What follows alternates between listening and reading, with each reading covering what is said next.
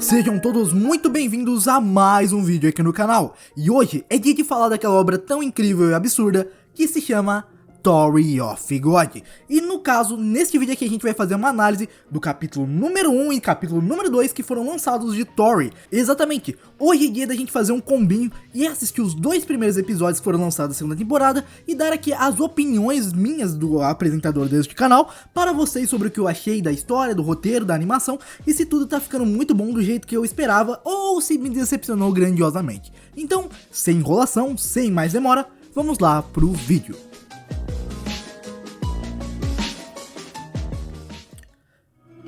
Bom galera, antes de qualquer coisa eu tenho que deixar alguns pontos bem claros. Por exemplo, o fato desse vídeo aqui vai ter alguns spoilers, não vão ser nada que vai atrapalhar você na leitura do mangá ou até mesmo assistir só o anime. E nada disso vai atrapalhar você na experiência desse vídeo. Então pode ficar tranquilo, nada vai ser muito grave, nada vai ser algo que vai te atrapalhar de forma alguma. Então vamos lá, o primeiro episódio de Tori já começa de um jeito bem interessante, adaptando logo nos seus primeiros minutos o capítulo de número 0 da segunda temporada do mangá, e fazendo isso de uma forma muito boa. Vamos logo abrir um parênteses aqui, que é o fato de que esses dois episódios me agradaram muito, pelo fato de conseguirem adaptar de forma muito boa o que o mangá tem, sem ficar estragando, sem ter que ficar cortando, sendo uma adaptação muito boa, sem a necessidade de ficar cortando coisas essenciais e colocando só mudanças simples que não atrapalham em nada a imersão dentro da obra. Outro fato interessante é que nesse primeiro episódio é nos mostrado em poucos minutos o grande, o famigerado, aquele que será o nosso protagonista daqui em diante na segunda temporada, o famoso devedor de agiota, Wagner. E é óbvio, mais um daqueles nomes impossíveis pra você decorar dentro da história. Eu já desisti, sinceramente eu só lembro pelo rosto do personagem. Porque por nome, meu amigo, Siu, por quê? O cara coloca um trava-línguas pra ser o nome dos personagens. Então se em algum momento desse vídeo aqui eu falar Wagner, ou qualquer outro nome esquisito desse, saiba que eu estou falando do nosso querido loirinho com tendências megalomaníacas, que no caso não é o Zahide. Então, depois da apresentação do Wagner, sendo ali um personagem que também é um regular que acabou falhando e que agora ele está completamente endividado e ele precisa subir a torre, também nos mostrado outro personagem muito importante, que é esse nosso querido entregador. Eu vou chamar ele assim porque é mais fácil. Um personagem aí muito bacana que o Silvio vai com certeza desenvolver muita coisa com ele no futuro. É só esperar. Bom, a realidade é que o Wagner tá completamente ferrado e esse entregador ajuda ele, dando comida, dando ali uma assistência. Mas como vida de pobre dura pouco, depois de falhar em mais um teste, ele acaba sendo cobrado pelos agiotas que ele pediu dinheiro emprestado. E agora ele só tá com uma dívidazinha simples, que será quitada com os órgãos dele se ele falhar novamente. Então, sem pressão nenhuma, sem nenhuma dificuldade, ele vai direto para fazer o próximo teste para tentar subir de andar novamente. E se ele falhar, ele sabe que várias consequências virão, e alguns órgãos faltarão também. Um detalhe bem interessante, que eu acabei sentindo um pouquinho de falta nesse início, é um maior desenvolvimento do Wagner com o entregador, que é uma coisa importante, mas eu acredito que eles vão fazer isso com mais clareza nos próximos episódios. Bom, após chegar no local do teste, o Wagner acaba se deparando com uma grata surpresa, ou ingrata, depende do ponto de vista. Ele acaba se deparando com o nosso querido Ban, que agora deixou de ilustrar os seus chifres e começou a ilustrar seus punhos porque ele tá extremamente forte e com o cabelo muito bem cuidado, diga-se de passagem. E o Wagner, já vendo que não vai dar pra ele, já que o protagonista da primeira temporada está confrontando o protagonista da segunda, ele decide deixar de lado e pede pra que haja uma trégua ali por alguns momentos, enquanto os outros regulares vão entrando e acabam se unindo com a trégua que já existia naquele lugar.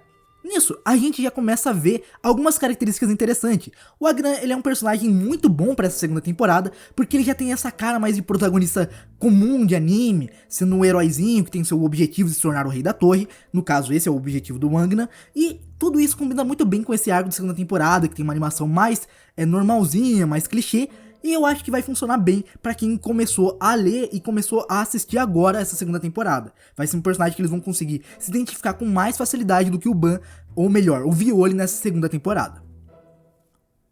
Voltando pro anime, a gente percebe que aquele grupinho ali, inicial, já está sendo formado, com vários personagens, cada um mostrando suas características, o que eles gostam, o que eles não gostam, e tudo mais. E o Ban tá ali do seu jeitinho meio Ed, meio isolado, até o momento em que as coisas que estavam boas começam a ficar ruins, quando começa a ter uma disputa ali entre eles, porque o Ban não quer deixar com que os outros regulares passem, pois isso ia atrapalhar ele futuramente. Então ele decide sair no soco com todo mundo que tá ali, pra acabar logo com aquele monte de problemas.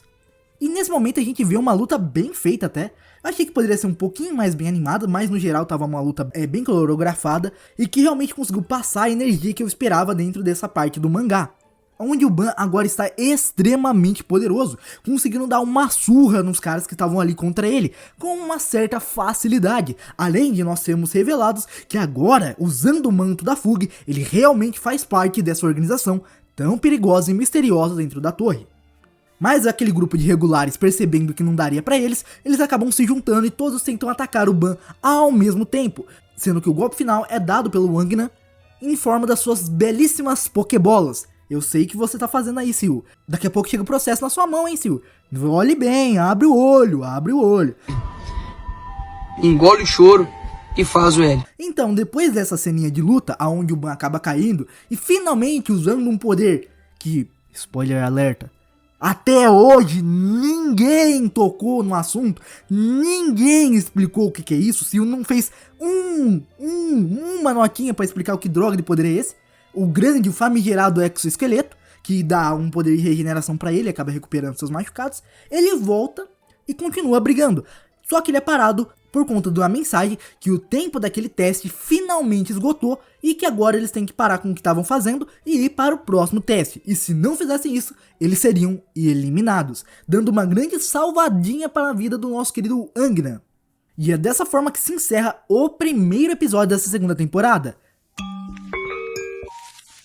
E agora vamos abrir um parênteses aqui para falar de uma coisa que me chamou bastante atenção, que é o fato das músicas que tem tanto no começo do episódio, tanto no final. A abertura e o encerramento do anime estão legais, estão ok, estão bacanas.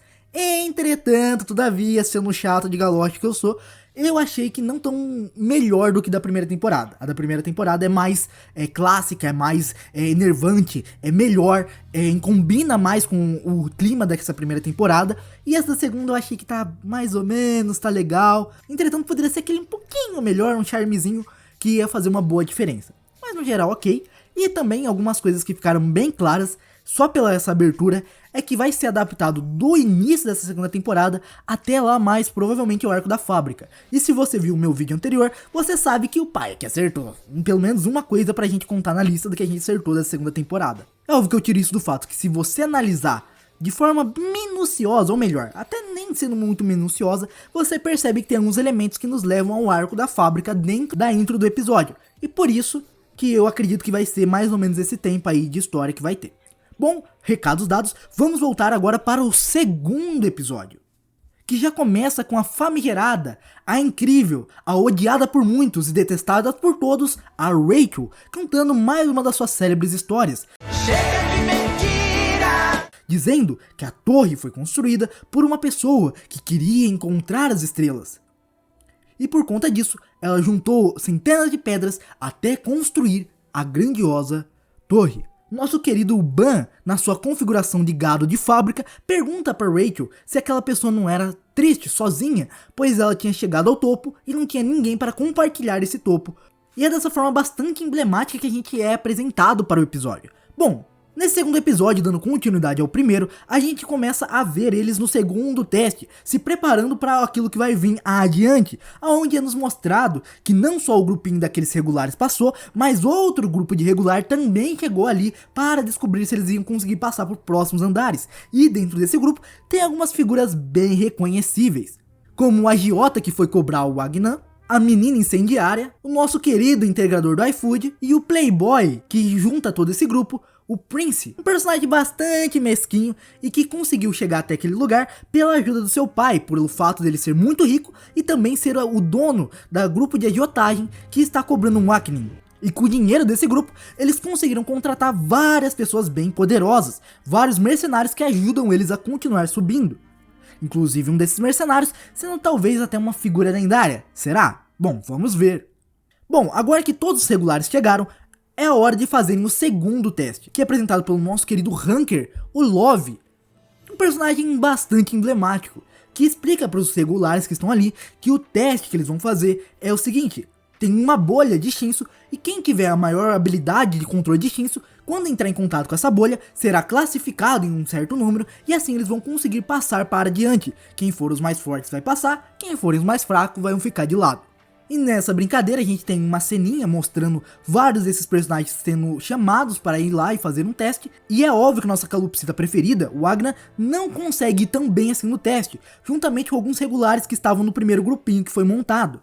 E nesse momento de altos e baixos, a gente começa a perceber o quão forte aqueles personagens são, cada um demonstrando a sua força. Inclusive o próprio Prince faz uma aposta dizendo que se a incendiária fosse a mais forte, ela conseguiria a liberdade, e se alguma outra pessoa que não fosse parte do grupo do Prince fosse mais forte, essa pessoa teria ela como prêmio.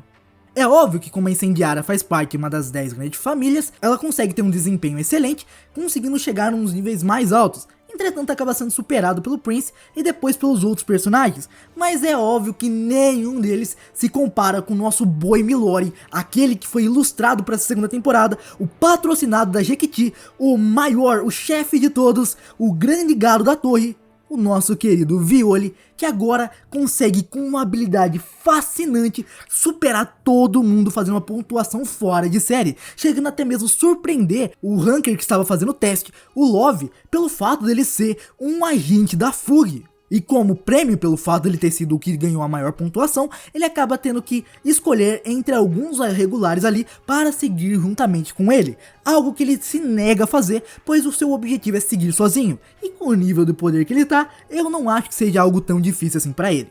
Após o Agna e vários outros regulares se ajoelharem para ele, pedindo para que ele permitisse que eles fossem juntos, o Violi continua sendo irredutível e pede para que eles sejam mandados embora e ele consiga subir sozinho.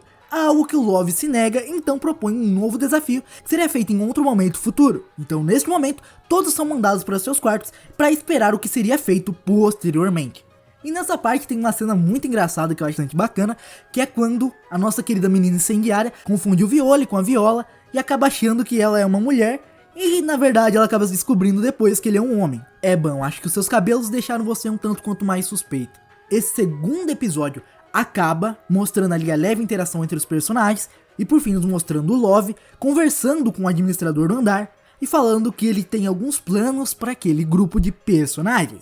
Algo que se você ler o mangá, sabe que vai desembocar em coisas bem interessantes.